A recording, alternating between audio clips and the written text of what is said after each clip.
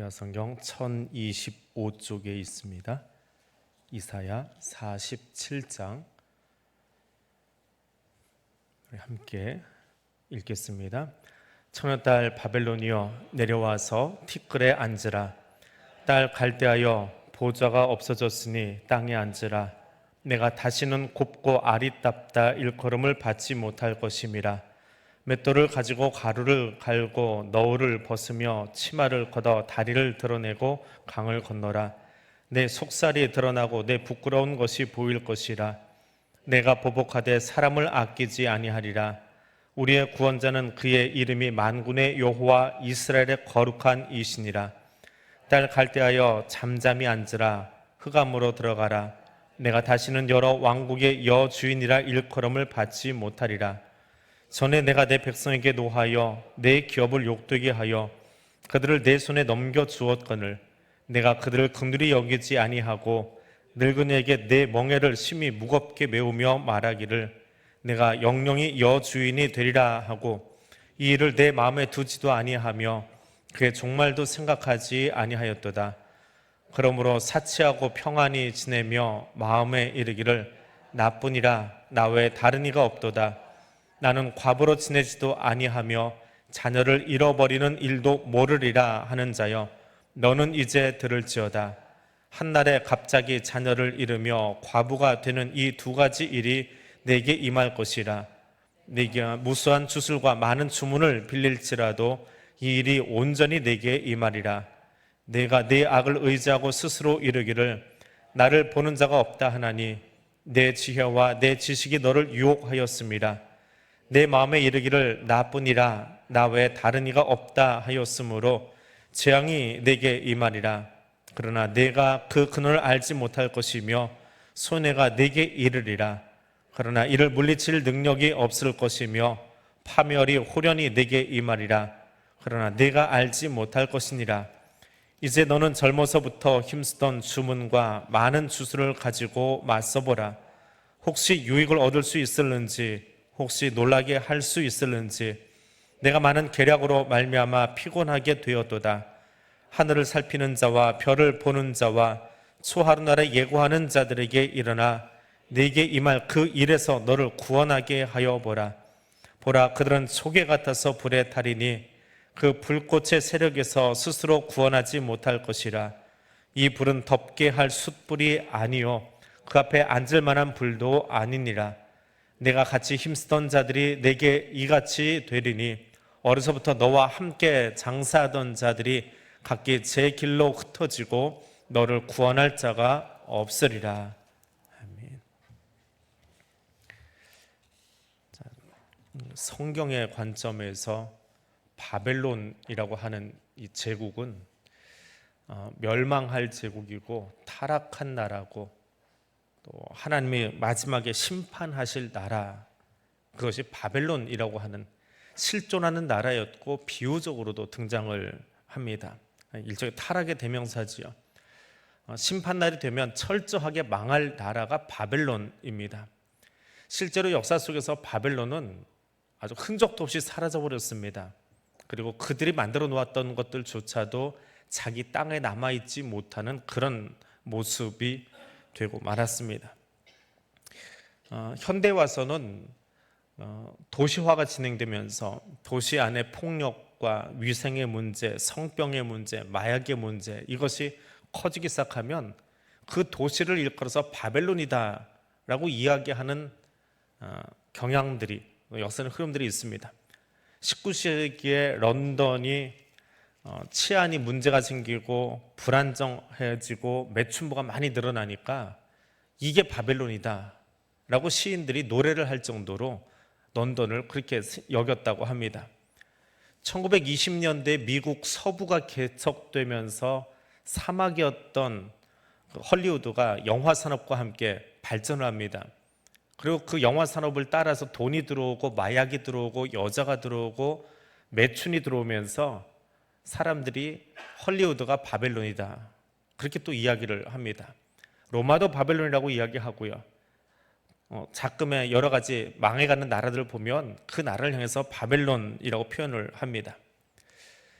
근데 이 바벨론이라고 하는 이 개념은 성경적인 개념이에요. 성경에서는 바벨론 그렇게 여깁니다.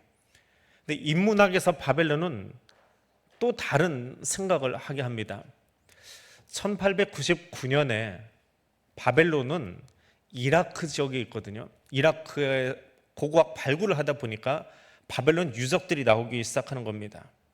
근데 그 유적이 나오고 나서 보니까 서구 사회는 기독교 문화 속에 들어가 있거든요. 그러니까 기독교적인 성경적인 사고를 가지고 세상을 바라보는 거예요.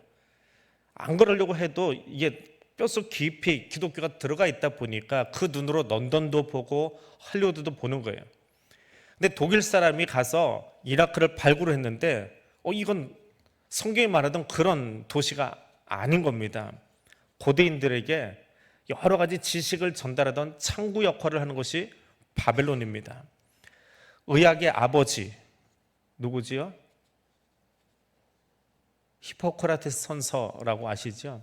그 히포크라테스가 바벨론 학자들이 남겨놓은 자료들을 가지고 의술을 연구해서 자기 책을 썼다고 그래요. 그러니까 바벨론의 이 지식과 문명은 후대에 여러 가지 영향을 미칩니다.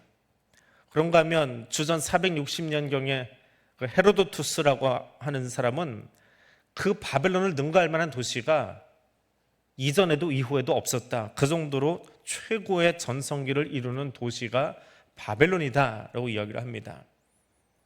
근데 물론 바벨론이 망할 때는 그 성적 방종 그리고 왕들의 자리 다툼, 아귀 다툼 그것 때문에 갑자기 망해 버렸습니다. 이 바벨론이 생겨날 때의 모습을 보면 메소포타미아 강, 지금의 이라크 오른쪽에 있는 메소포타미아 티그리스 강 사이에 거기가 소위 춘추전국 시대처럼 변해버리는 거예요. 그러니까 그 힘의 공백기가 생깁니다. 그러면서 가나안 땅에 있던 아모리인들이 이쪽으로 넘어와요.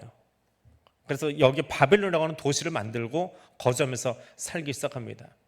원래 거기 있던 사람들이 있어요. 수메르인이라고 하는 사람들이 있는데 이 사람들 말고 아모리인이 넘어와서 자기들이 주인 행세하고 살아버립니다. 이게 나중에 바벨론 제국을 만들어 가는데 이 사람들이 숨지고 살고 있다가 어느 날 갑자기 역사의 두각을 나타내기 시작해요. 주전 1792년에 등장한 아주 유명한 왕이 있습니다. 이 왕은 아브라함에게도 영향을 미쳐요. 출애굽에도 영향을 미치고요. 그 법전이 누구요? 함무라비 법전. 세계 최고의 성문법을 가장 오래된 성문법을 만들어낸 이것이 바벨론의 왕이었어요. 이때부터 바벨론이 역사 속에 등장하기 시작합니다. 그래서 함무라비 법, 히포크라테스는 의술을 가져가고요. 함무라비는 전 세계 법전의 기초를 놓아주는 사람이 고 바벨론의 왕이었습니다. 이 사람이 마르둑이라고 하는 신을 하나 만들어 가지고 이게 우리의 신이다라고 살다가 소용이 없어져 버렸어요. 나라가 망해버립니다.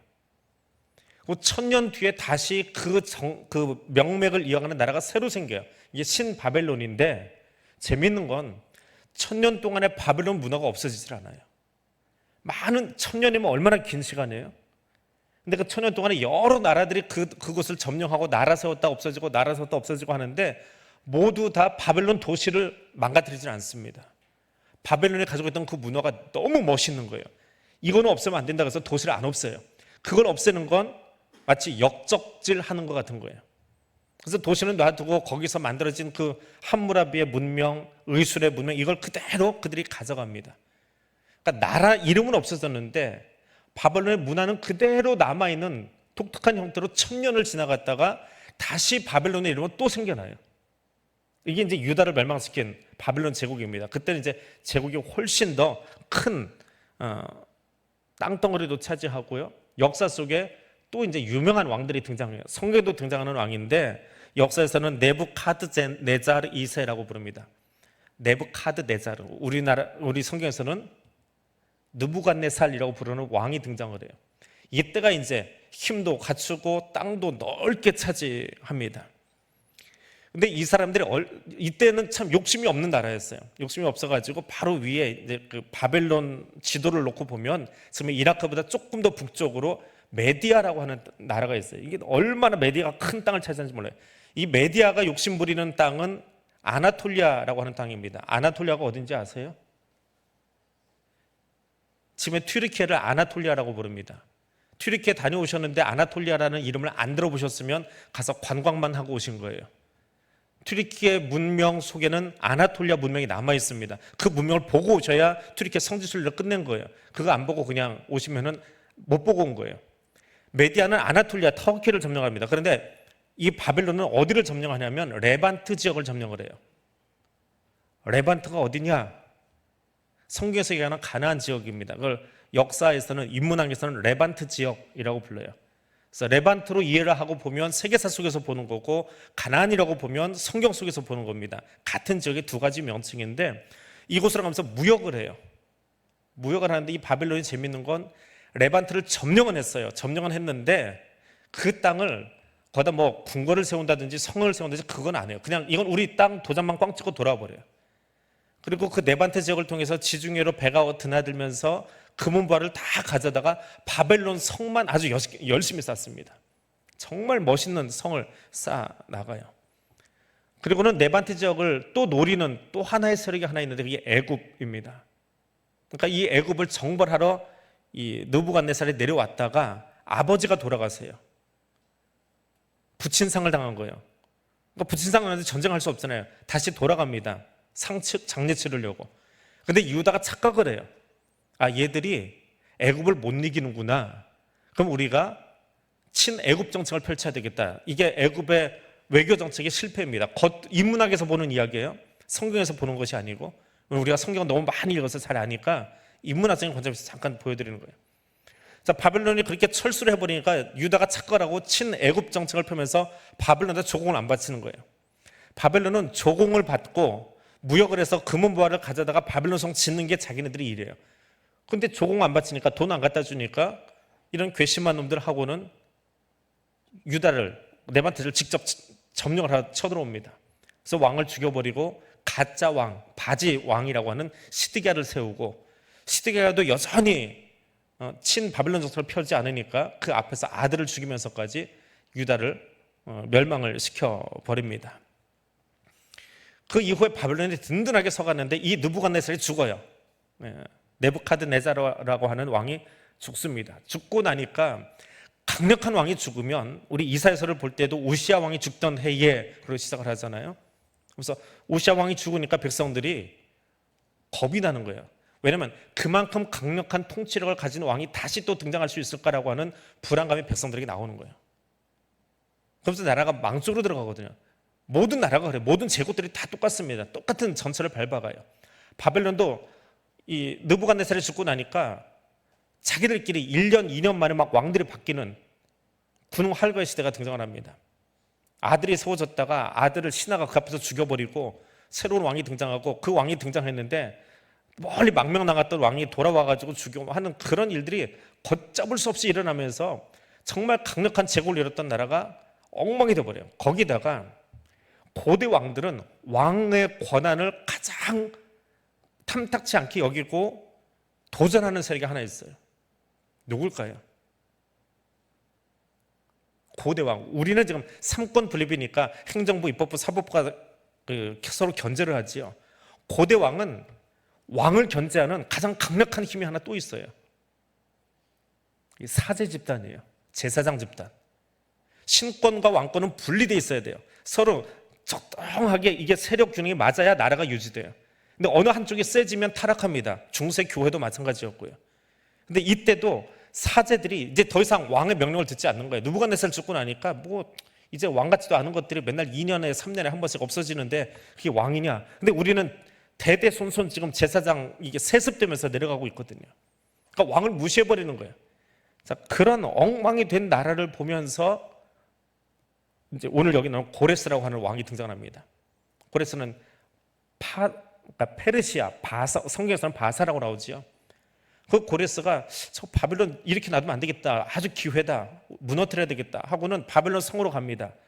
누구도 바벨론 성을 치러 가지를 않아요. 얘기했잖아요. 1000년을 공백 상태로 있고 1000년을 그 땅에 나라들이 이 나라가 생기고 저 나라가 생기고 엎치락 뒤치락 해도 바벨론 성 무너뜨리지 않는다고. 근데 고레스는 생각이 달랐어요. 이거 무너뜨려 보자 하고 성 앞에 갑니다. 근데 실제로 무너뜨리지는 않아요. 왜냐하면 백성들이 왕 하는 꼬라지 보고 제사장들 하는 꼬라지 보니까 얘들하고 같이 있는 거 싫은 거예요. 근데 고레스라고 하는 신흥세력이 딱 들어오니까 니들 들어와서 이 성 차라리 점령을 해라. 그 성문을 열어버립니다. 들어와. 우리 다 받아줄게. 들어와. 그 무혈 입성을 해요. 그래서 바벨론이 안 무너집니다. 재밌지요? 이 바벨론의 도시 유적을 무너뜨린 나라가 있습니다. 전 세계 역사 속에서 이 바벨론 유적지를 완전히 초토화시켜버린 나라가 하나 있어요. 어느 나라일까요?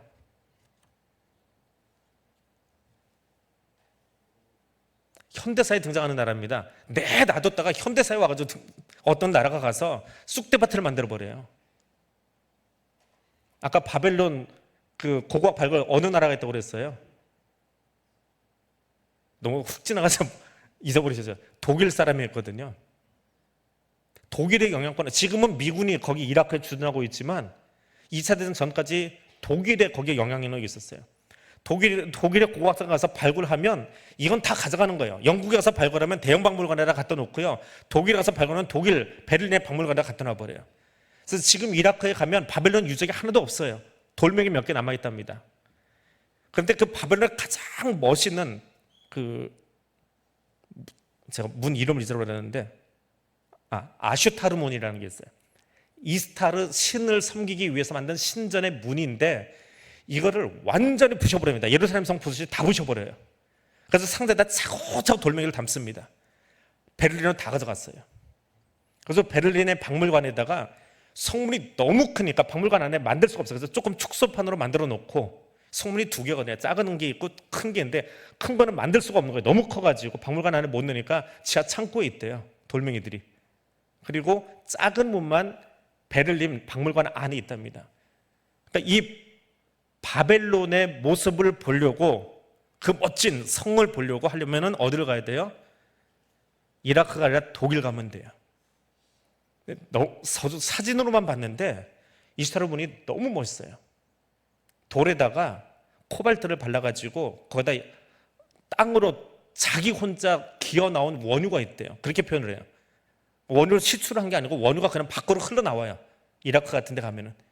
그 역청을 묻혀가지고 깨끗하게 이걸 고착을 시켜요. 그래서 파란색 그 코발트로 입혀진 전체 성문이 파란색으로 반짝반짝이는 거기에 신들을 새겨놓은 문이 지금 베를린에 있답니다. 이 이야기를 왜 해드리냐면 이게 47장의 결론이에요. 바벨론을 무너뜨리는데 완벽하게 무너뜨려서 너희가 흔적도 없게 만들겠다라고 하나님이 고레스가 등장하기 몇백 년 전에 이야기했는데 진짜 고레스가 와서 문 열어줬고요. 나중에 독일이 와가지고 쑥대밭을 만들면서 거기 흔적도 안 남기고 다 가져가 버렸어요. 그래서 역사가 다 흐르고 나니까 역사가 3000년이 흐르고 나니까 여기 있던 이야기가 정말 토시 하나 안 틀리고 정확하게 이라크 땅에 임한 거예요. 그러니까 인문학으로 접근을 했는데 다시 성경을 들어와서 보면 하나님이 이렇게까지 하시는구나. 바벨론을 무너뜨린 이유가 바벨론 무너뜨리실 때 그 결과가 한 해, 두 해 안에 걸쳐서 일어나는 게 아니라 계속된 인류 역사 속에서 하나님이 이 나라를 무너뜨리겠다고 작정하시고 나니까 어디서 이 당시에는 듣보잡이죠. 독일이 어디 있습니까? 성경 쓸 때는 독일이 없잖아요. 근데 수천 년이 흐른 뒤에 그 나라가 등장해서 이 나라의 모든 유적들을 다 긁어서 없애버리는, 그래서 흔적도 남지 않게, 역사에서 바벨론 이름만 없어진 것이 아니라 그들의 유적조차도, 문명의 그 산물조차도 다 없애버리는 그런 모습을 보여줍니다. 자, 오늘 본문 말씀만 간단하게 보겠습니다. 천하딸 바벨론아, 티끌에서 내려와 앉아라. 네가 지금 왕노릇하고 있는데 더 이상 왕노릇하지 못하게 만들어주겠다. 보좌에 앉아서 거드름 피우고 있는데 내 아름다움을 내가 다 무너뜨리겠다. 2절과 3절입니다. 보좌에서 내려와서 망하고 나니까 도망가고 있어요. 도망가는 모습이 어때요? 바벨론을 여자에다 비유합니다. 음녀에다 곧잘 비유를 해요. 성경에서 바벨론 음녀 하는데, 여자가 도망가다 보니까 강을 건너가야 돼요. 어떻게 해야 돼요? 치마를 걷어 올려서 다리를 드러내요. 이거는 고대인들에게는 수치스러움이에요. 다리를 드러낸다라고 하는 건, 요즘에 뭐 미니스커트도 있고 하지만은 이 당시에는 다리살을 남정네한테 드러내 보인다라고 하는 거는 수치예요. 근데 바벨론이 그렇게 수치스럽게 도망가게 될 거다, 다리 드러내고 도망가게 될 거다, 그 부끄러운 일 당하게 될 거다. 근데 이 일을 하신 분이 누구냐? 4절입니다. 이스라엘의 거룩한 이다. 고레스가 한 게 아니에요. 인문학으로 접근하면 고레스가 한 거예요. 바벨론을 무너뜨린 건 고레스예요. 키루스라고 하는 왕이지요. 하지만 하나님이 이미 200년 전에 고레스가 태어나기도 전에 이사를 통해서 고레스의 등장을 이야기해 주셨고, 아직 바벨론은 이때는 도시국가도 아니에요. 근데 그 도시가 제국을 이루고 그 나라가 망한다라고 하는 것을 이미 이야기해 놓으셨어요. 하나님의 그 고레스를 자신의 도구 삼아서, 그리고 그가 왕이 되고 나서 우리가 아수르처럼 살아서는 안 되겠다. 아수르처럼 하니까 계속 이 메소포타미아 지역에 또 다른 강자가 나타나서 자꾸 그들을 넘어뜨리고 싸움을 거는데 유화 정책을 펴야 되겠다. 그래서 왕이 되자마자 제일 먼저 한 게 뭐예요? 다 돌아가라. 다 니들 나라로 돌아가라. 그러니까 세계 역사에서 보면 유대인에게만 혜택 베푼 건 아니에요. 포로로 잡았던 모든 사람들을 다 돌려보냅니다. 그냥 돌려보내지 않아요. 잡아올 때, 그들을 끌어올 때 유수라는 표현을 씁니다. 바벨론 유수. 바벨론 감옥에 가두었다라고 하는 뜻이에요. 바벨론 감옥에 가둘 때 그들이 가지고 있었던 그들 신전의 모든 금은보화를 다 가지고 왔어요. 근데 그걸 자기들 먹고 마시고 그렇게 쓴 게 아니고 가지고 와서 창고 밑에다가 다 집어넣어놨어요. 분류도 잘해놨습니다. 수백 년 동안 창고 안에다 이거는 이스라엘 거, 이거는 터키 거, 이건 애굽 거, 이거는 메디아 거, 이렇게 가지고 이렇게 저장을 해놨대요. 그러다 돌아갈 때 그걸 다 또 꺼내서 줬대요. 가져가서 너희 신전 다시 만들어. 가져가서 너희 이 생활 다시 해. 근데 왜 그렇게 해요? 싸움을 자꾸 걸어봤자 국력만 소비되고 힘든 거예요. 그걸 아수르한테 본 거예요. 근데 아수르 무너뜨렸던 이 바벨론, 이 바사 제국이 그렇게 살지 말자. 다 돌려보낸 대신에 조건 한 가지. 너희의 신전을 만들 때 우리를 위해서 복을 빌어줘. 만약에 거기서 역모를 꾀하면 그때는 다 없애버릴 거야. 다 태워버릴 거야. 그 조건 하나로 다 돌려보냅니다. 그 중에 하나가 유다가 돌아간 거예요. 그게 바벨론 포로에서의 귀환이에요. 인문학으로 보면 그래요. 그러니까 인문학이나 일반 역사로 보면 뭐 하나님이 하신 게 아니네. 고레스가 자기 살겠다고 그렇게 한 거네. 라고 이야기하지만 그때는 성경을 보지 않고 할 때 이야기예요. 성경을 보니까 그 이야기가 이미 200년 전에 300년 전에 예언자들을 통해서 선포되고 고레스 이름이 이미 성경 속에 등장하면서 나와 있더라라고 하는 거예요. 그걸 보지 않으면 역사로 보면 우연이다라고 이야기할 수 있는 거고요. 성경을 보면 준비된 예정된 사건이 펼쳐지고 있는 겁니다. 딸 5절입니다. 딸 갈대하여 잠잠히 앉으라. 흑암으로 들어가라. 내가 다시는 여러 왕국의 여주인이라 일컬음 받지 못하리라. 앞에서 좀 길게 이야기했던 것처럼 바벨론은 그 이후로 고레스에게 망한 이후로 다시는 역사 속에 제 이름으로 등장하지 못합니다. 제 이름으로 등장하지 못해요. 오히려 이란은 바벨론의 후예가 아니라 페르시아인의 바사 제국의 후예로 자기들을 자처합니다. 그래서 페르시안 사람이다 그래요, 자기들을. 6절입니다. 전에 내가 내 백성이 노아에 내 기업을 욕되게 하며 바벨론을 하나님이 막대기로 쓰셨어요. 아수르를 막대기로 쓰셨어요. 회초를 쓰셨어요. 왜요? 왜 회초를 쓰셨어요?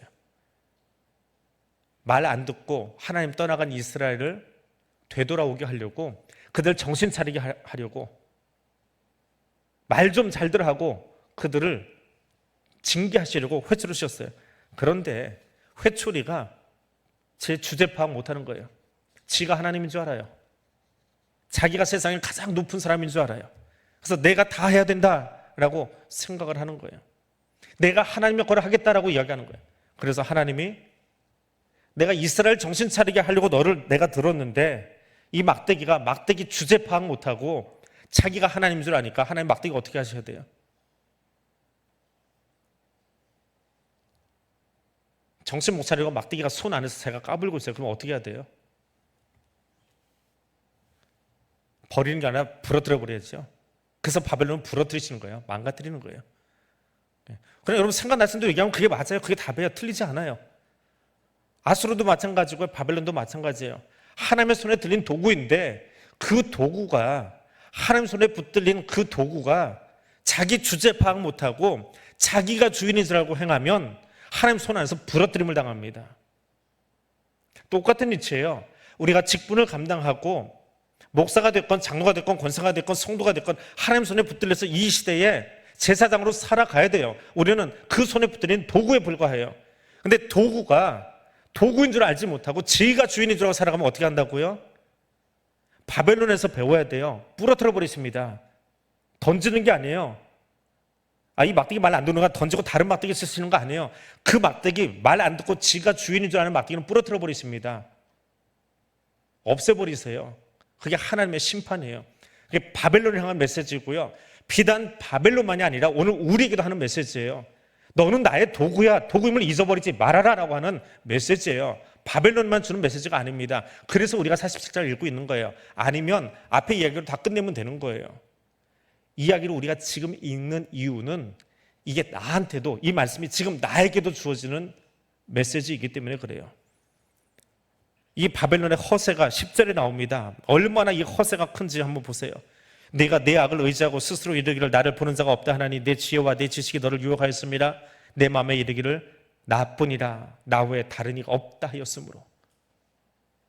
이 마지막 문장은 누가 해야 될 말입니까? 이건 하나님만이 하실 수 있는 이야기예요. 나 외에 다른 이가 없다. 누가 나와 견주겠느냐? 이건 하나님만 하실 수 있는 이야기예요. 그런데 누가 지금 그렇게 하고 있습니까? 바벨론이 그렇게 하고 있대요. 그 교만을 하나님이 꺾으시는 거예요. 교만은 자기 잘난 멋에 사는 겁니다. 하나님 없이 자기 멋으로만 사는 사람이에요. 누구도 나보다 뛰어나지 못하다라고 말하는 사람이에요. 하나님이 그 교만을 꺾으십니다. 부러뜨리십니다. 바벨론을 향해서, 그리고 나를 향해서도 그 이야기 하고 계세요. 교만할 때 하나님이 나를 어떻게 하실지 여기 답이 나와 있어요. 그리고 이걸 본다면, 바벨론의 모습을 본다면 오늘 우리가 왜 겸손해야 되는지가 분명해져요. 그걸 다시 한번 들여다볼 수 있기를 원합니다. 이 바벨론이 어떻게 살았습니까? 11절, 12절, 13절입니다. 이 바벨론의 가장 유명한 것들이 뭐가 있냐면 의술도 있고 법의 전통도 있고 건물도 있어요. 이스타닐 문도 있고 공중정원도 있고 뭐 별의별 게 다 있어요. 그런데 또 하나 바벨론에 유명한 게 11, 12, 13절에 나오는 점성술이에요. 점치는 모습이 그렇게 유행을 했답니다. 새가 날아가는 걸 보면서 새가 저 방향으로 저렇게 날아가면 앞으로 일이 이런 게 생길 거야. 새 날아감을 보고 점을 쳤대요. 별을 보고 점을 쳤답니다. 또 하나 아주 전통적인 점성술의 하나는 짐승을 잡아서 배를 갈라가지고 간의 형태를 보고 점을 친대요. 짐승의 간을 보고. 근데 그 이야기들이 11, 12, 13절에 있습니다. 그렇게 너희의 점성술이 뛰어나고 그 점성술이 너희 나라를 굉장히 크게 만들었는데 너도 나도 그거 배우겠다고 바벨론에 와서 그거 배워가고 있는데 그래? 너희 미래는 어떻게 될 것 같니? 점 한번 쳐봐라. 너희 미래 한번 확인해보고 미래가 좀 불안정한 것 같으면 그러면 그 점수를 가지고 어떻게 구원받을 수 있는지 한번 만들어봐. 뭐 그 구원받을 수 있음에 대해서 점을 한번 쳐봐. 답이 나오나. 점성술이라고 하는 것이 과거의 모습이나 혹은 나의 모습을 일부는 알 수 있게 해줍니다. 그러나 그건 구원에 이르게 하지는 못합니다. 조금은 따라할 줄 알아요. 성경에도 나오잖아요. 모세가 바로 앞에 가서 몇 가지 이적을 펼칠 때 점성술자들이 따라했어요. 그러나 결국 그 모세가 했던 일을 통해서 하나님이 하시고자 했던 건 뭐예요? 애굽의 신들을 치는 거거든요. 그 신 의지하지 말아라라고 하는 것이 10가지 재앙이거든요. 근데 거기까지는 술사들이 따라가지를 못합니다. 미래를 알고 미래를 결정하고 구원을 우리에게 허락하시는 것은 오로지 하나님의 영역이에요. 그런데 바벨론은 나 같은 사람이 어딨냐라고 말하고 점을 치면서 이것이 우리의 미래를 보장한다라고 말하고 있습니다. 그래서 어떻게 이야기해요? 14절과 15절입니다. 그들은 초계 같아서 불에 타리니 너희가 가진 그 지식, 그 문명, 그 기술, 그 멋진 성벽, 자료를 조사하다 보니까 바벨론의 성이 점령을 안 한 것도 있지만 점령을 못한 것도 있대요. 성벽이요, 성벽 두께가 얼마나 두꺼운지 아세요? 자료를 보고 놀랐어요. 성벽이 두 겹으로 되어 있어요. 외성하고 내성이 있는데 각각 이 성벽 꼭대기에서요, 성벽이 12m 높이래요. 그 꼭대기에서 성벽의 폭이요, 마차 4대가 옆으로 나란히 서가지고 달릴 수 있을 만큼 성벽이 두껍대요. 그걸 뭘로 무너뜨려요? 사막 한복판에다 그걸 지어놨는데 뭘 가지고 와서 무너뜨려요? 뭐 이스라엘 같이 구룡지대가 많으면은 예루살렘 성 옆에다 또 하나 토성 쌓아가지고 그냥 위에서 공격하고 들어간다지만 그런 것도 안 돼요. 근데 그것을 하나님이 지푸라기처럼 다 태워버리겠다라고 말씀하세요. 실제로 그 성벽 지금 어디가 있었다고요? 다 뜯어가지고 상자에 담아서 독일이 자기 나라 가져가 버렸어요. 하나님이 그렇게 바벨론을 무너뜨려 버렸어요. 그들의 교만을, 그들의 지식체계를, 그들의 문명을 3000년 이어져 왔던, 땅속에 감춰졌던 그것을 다시 다 파가지고 드러나게 해서 돌 위에 돌 하나 남지 않고, 그 멋있는 건 다 독일에 가 있고 영국에 가 있고, 그리고 거기는 그냥 터만 남아있는, 여기 옛날에 우리 선조들이 살았던 터가 남아있대. 하나님만 그 일 하실 수 있습니다. 그럼 우리는 어떻게 해야 돼요? 47장 끝났습니다. 우리는 어떻게 해야 돼요? 하나님만 하시니까 하나님 보아야지요. 하나님만 구원하실 수 있지요. 그 하나님이 구원하시는 이야기는 다음 주에 하겠습니다. 그게 48장입니다. 47장, 48장은 끊어지지 않고 계속 연결되는 이야기예요. 47장의 마무리는 그거예요. 오직 하나님밖에 는 방법 없다. 그 이야기로 끝나는 거예요. 48장 하니까 그 하나님이 어떻게 야곱을 책망하시고 다시 구원하기 위해서 일하시는지, 그 이야기는 우리 다음 주에 나누겠습니다. 오늘 말씀 기억하면서 우리 한 가지만 같이 기도하고 오늘 수요 기도에 마치겠습니다. 역사의 주권자는 하나님이심을 기억하며 기도하시길 바랍니다. 내가 주인 되려고 하지 마십시오. 교회도, 이 나라도, 나의 개인의 삶도, 우리 가정도 하나님이 주권자이십니다. 하나님께 맡길 수 있기를 원합니다. 구원은 오직 여호와께만 있음을 다시 한번 기억할 수 있기를 원합니다. 이것 잊어버린 민족이 이스라엘입니다. 구원은 여호와께만 있습니다. 그것을 기억하며 기도하시길 바랍니다. 그리고 그 하나님의 주권 앞에 겸손히 무릎 꿇을 수 있는 사람, 하나님이 가장 싫어하시는 것이 교만입니다. 하나님이 그 어떤 것보다 싫어하시는 것이 교만입니다. 하나님 앞에 가장 겸손한 자로 내가 무릎 꿇겠습니다. 이 세 가지로 함께 기도하고 오늘 기도를 마치겠습니다. 함께 기도합니다.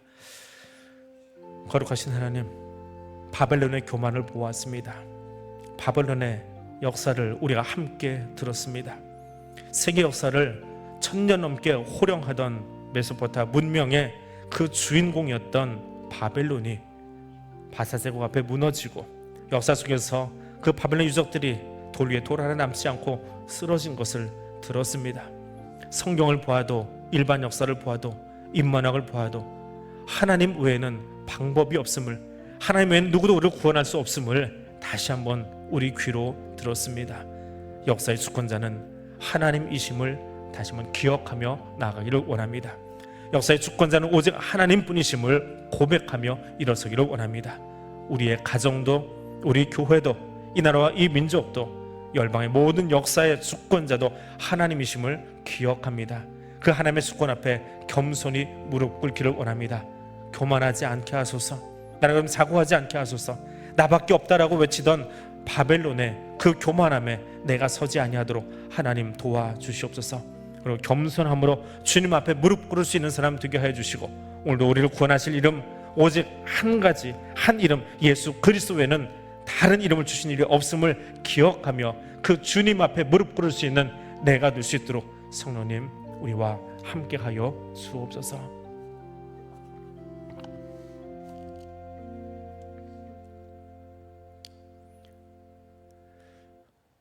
역사의 주권자는 오직 하나님이심을 다시 한번 고백하며 인정하며 일어서기를 원합니다. 우리의 가정도, 내 개인의 삶도, 교회와 이 민족과 열방도 그 주권자는 오직 만군의 주 여호와 하나님뿐임을 다시 한번 고백하며 그 앞에 겸손히 무릎 꿇는 내가 되기를 원합니다. 예수님 이름으로 기도드립니다. 아멘.